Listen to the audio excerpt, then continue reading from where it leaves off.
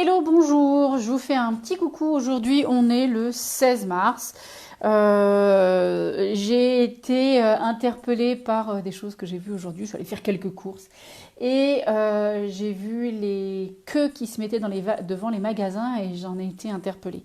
Donc, je voulais faire une vidéo parce que vous avez été plusieurs à être un peu stressés en ce moment et je voulais vraiment vous parler de différents moyens pour être moins stressé parce que c'est vraiment important en ce temps, en ce moment actuel, puisque les médias, le gouvernement, tout ce qui est raconté en fait amène des réactions de peur ou de colère ou un mélange des deux. Et que en étant en moment de peur ou de colère, on n'est pas adapté à gérer la situation. Je vais vous schématiser en fait le cerveau pour que vous compreniez pourquoi vous ne l'êtes pas. Je le fais en règle générale pendant les consultations. Et d'ailleurs, pour ceux qui ne savent pas qui je suis Sandrine Galtier de Saint-Christophe, bonjour. Je suis coach, thérapeute spécialisée en traumatisme ponctuel et donc des événements un peu comme maintenant. Ça s'appelle un traumatisme ponctuel. C'est pas si, comme il y avait tous les matins, un Covid-19 qui traînait dans les rues. Donc c'est une situation inédite et ça fait partie de mes spécialités, entre autres. J'enseigne ces choses-là à mes clients dans mes consultations et donc je vais d'abord vous schématiser le cerveau pour que vous compreniez ce qui se passe à l'intérieur de vous, sachant que notre cerveau n'est pas un cerveau, c'est 3 cerveaux ensemble et que donc il va falloir voir comment on peut communiquer avec les 3 pour que ça soit le plus doux pour vous tout simplement. Donc le cerveau, si je le schématise avec les mains, ça va donner quelque chose comme ça. Cette partie-ci, c'est votre cerveau reptilien, c'est la partie primaire, c'est celle qui va amener vraiment l'envie de survivre dans différentes situations. Ici, vous avez ce qu'on avait appelé l'amygdale cérébelleuse qui est à l'intérieur du cerveau et qui est votre signal d'alarme dans le cerveau. Ensuite, vous avez le cerveau limbique et le cerveau cortical, le limbique étant pour les émotions et le cortical, le cortex, qu'on appelle le cortex, c'est le cerveau qui va réfléchir. Donc quand votre signal d'alarme vous dit qu'il y a un danger imminent, comme beaucoup de gens le perçoivent actuellement, en fait votre cerveau reptilien qui est là pour votre survie va déconnecter en partie vos capacités cognitives, donc vos capacités de réflexion et aussi vos capacités émotionnelles. Donc tout à coup, il vous reste 3 réponses face aux événements actuels. Un qui va être l'envie de fuir. Et il y a beaucoup de gens qui prennent en ce moment les transports, les trains, les avions, qui s'en vont très loin, donc c'est la fuite. La deuxième chose qui peut venir, c'est des réactions de colère. Et la dernière chose, c'est l'impression de sidération, de figement et d'abattement potentiellement, qui fait qu'on n'est plus en capacité de se mouvoir.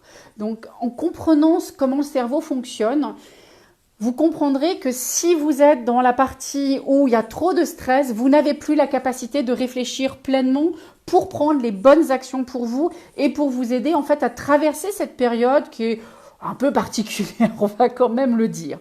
Donc, je vais vous donner quelques indicateurs. Si vous avez des questions, posez-les ici dans ce live. J'y répondrai, je referai certainement d'autres lives dans les prochains jours.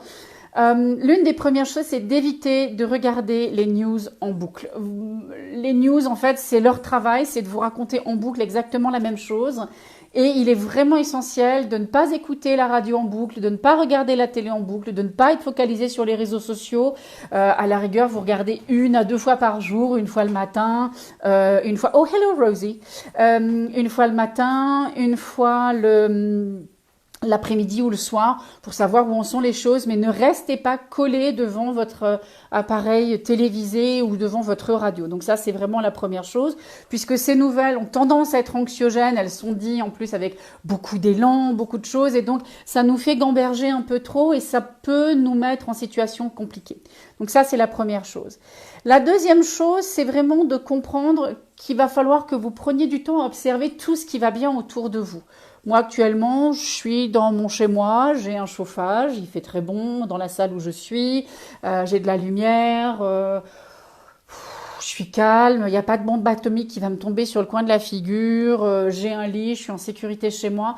Donc quelles sont les gratitudes qu'on peut avoir. Je vais même vous dire, j'ai une jolie fleur devant moi, je vais vous la montrer, j'aime les œillets, donc j'ai une fleur devant moi. Donc c'est regarder autour de vous toutes les choses qui vont vous stimuler dans quelque chose de plaisant, d'agréable. C'est peut-être aussi de vous rendre compte que vous avez de l'abondance dans votre famille et qu'il y a des gens qui vous aiment, que vous aimez certaines personnes et qu'elles vont bien. Donc ça, c'est quand même une jolie abondance à avoir. Donc ça, c'est vraiment une chose à se rappeler. Je vais vous donner aussi un exercice qui nous vient de l'EMDR. L'EMDR est une technique thérapeutique qui, comme la somatic experiencing que moi j'utilise, aide en fait à la régulation du système nerveux, à la tranquillisation de notre système nerveux. Et donc c'est de croiser tout simplement les bras devant vous, parce qu'on va essayer de faire fonctionner les deux hémisphères du cerveau et le corps calleux ensemble. On va réirriguer le corps calleux, c'est à peu près ici le corps calleux, et c'est la connexion entre les deux hémisphères du cerveau. Donc en ayant les mains comme ça sur le bras opposé, on va tapoter, et vous me voyez faire à l'instant, on va tapoter en gros entre 25 et 30 fois. Et puis quand on aura fini de tapoter, on va prendre le temps de regarder comment je me sens à l'instant T. Est-ce que je respire peut-être mieux? Est-ce que je me sens moins tendue dans le regard, tendue dans la tête?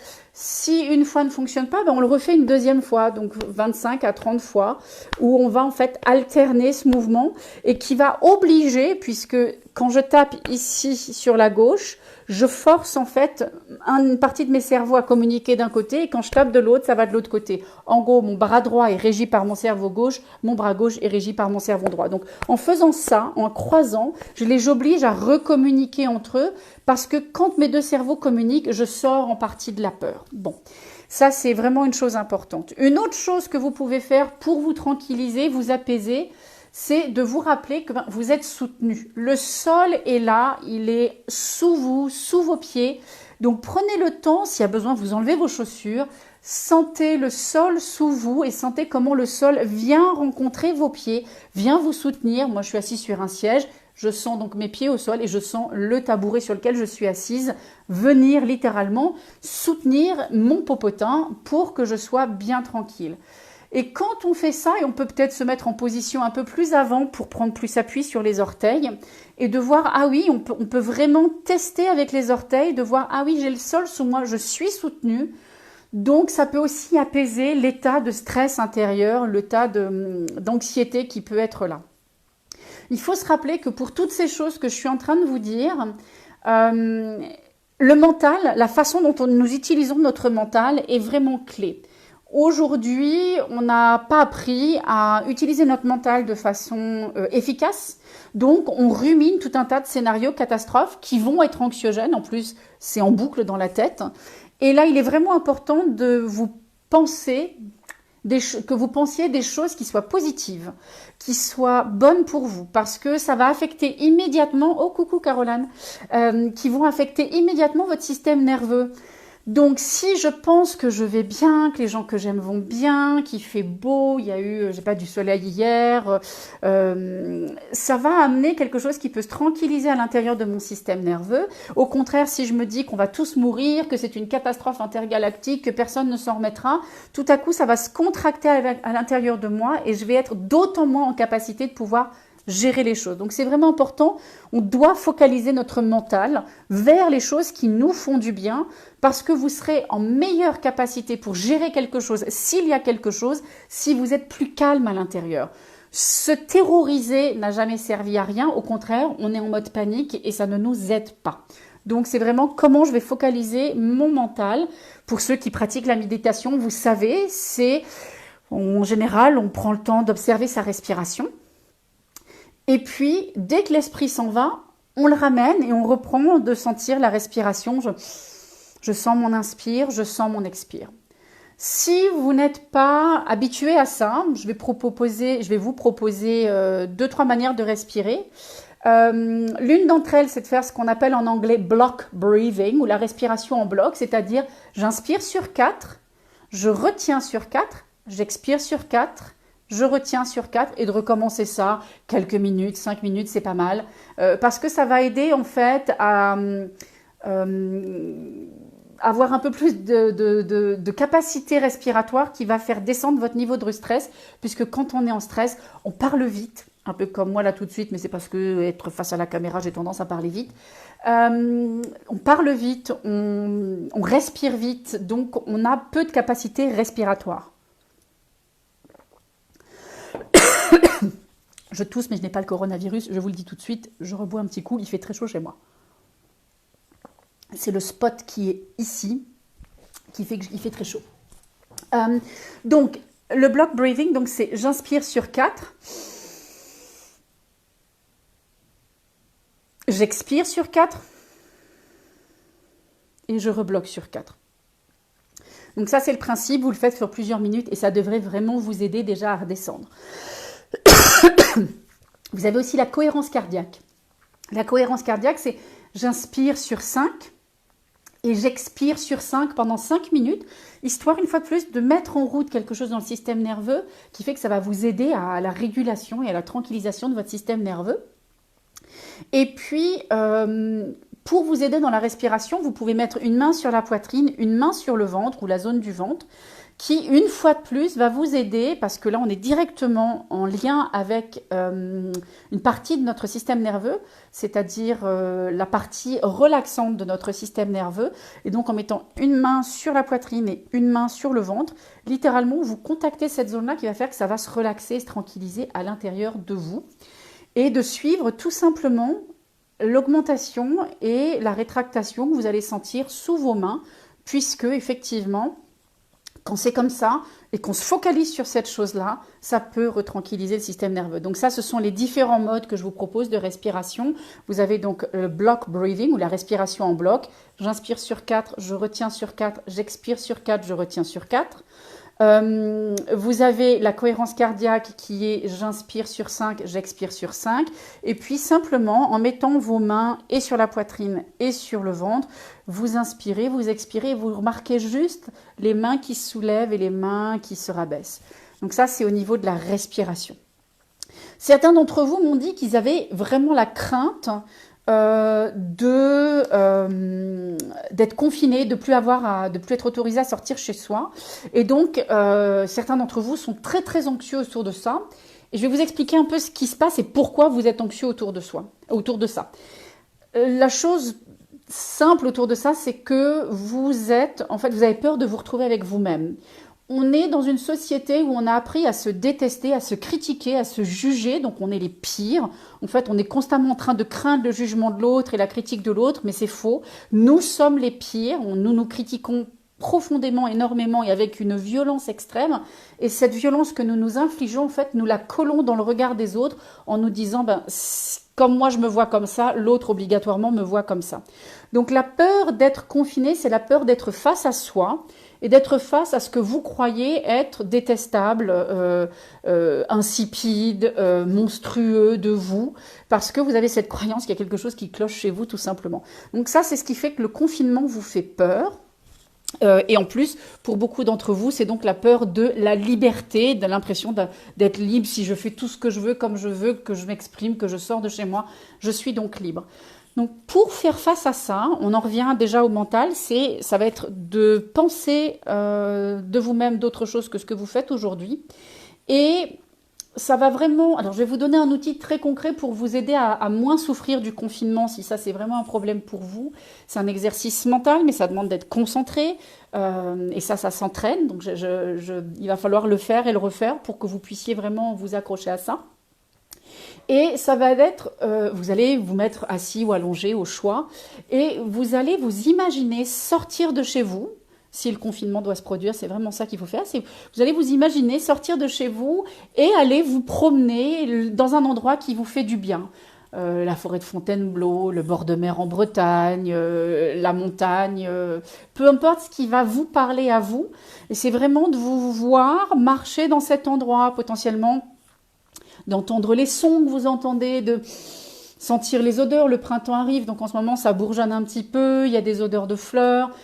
Et c'est vraiment de faire appel à ces choses-là, puisqu'on est et dans le mental et dans le sensoriel, donc on les cale ensemble, pour que ça puisse vous soutenir vraiment à vous imaginez dehors et donc ne plus être confiné chez vous.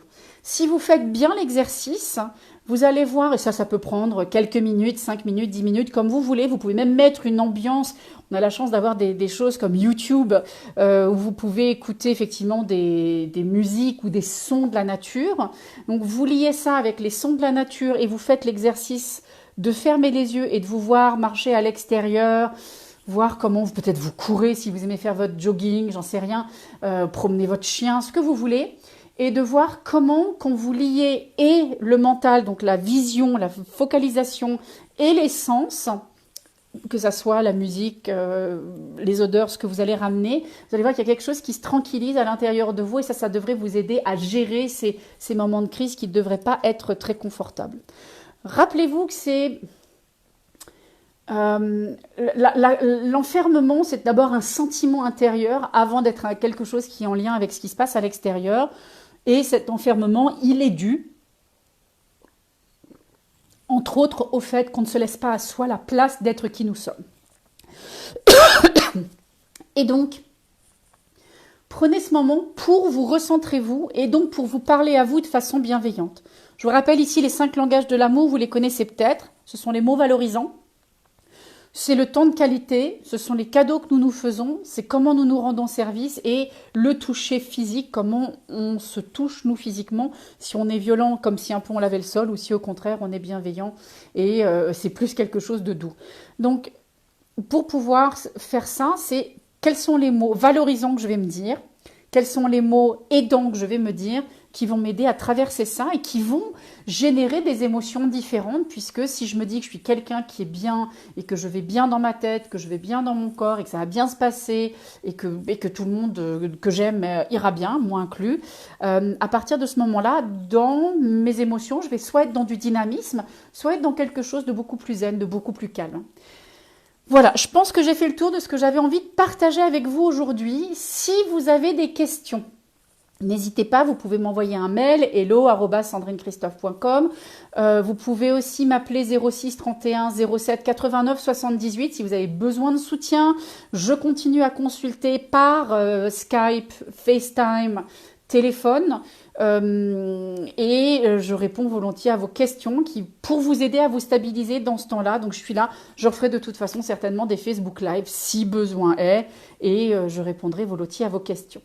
En attendant, je vous souhaite de bien respirer, de regarder la vie du bon côté, regarder des dessins animés, regarder des choses jolies. Instagram, c'est plein de photos magnifiques, de paysages, de chiots, de chatons, de gens qui vont bien, de je sais pas quoi. Regardez ça parce que ça stimule et je me force à regarder dans la direction qui va me faire du bien pour pouvoir effectivement prendre soin de moi. Voilà, c'est tout ce que j'avais à vous dire pour aujourd'hui. Je vous souhaite plein de belles choses pour le moment. J'envoie un petit peu de poudre de perlimpinpin. J'envoie de la poussière d'étoiles pour que tout aille bien chez vous. Et je vous dis à bientôt. Ciao, ciao.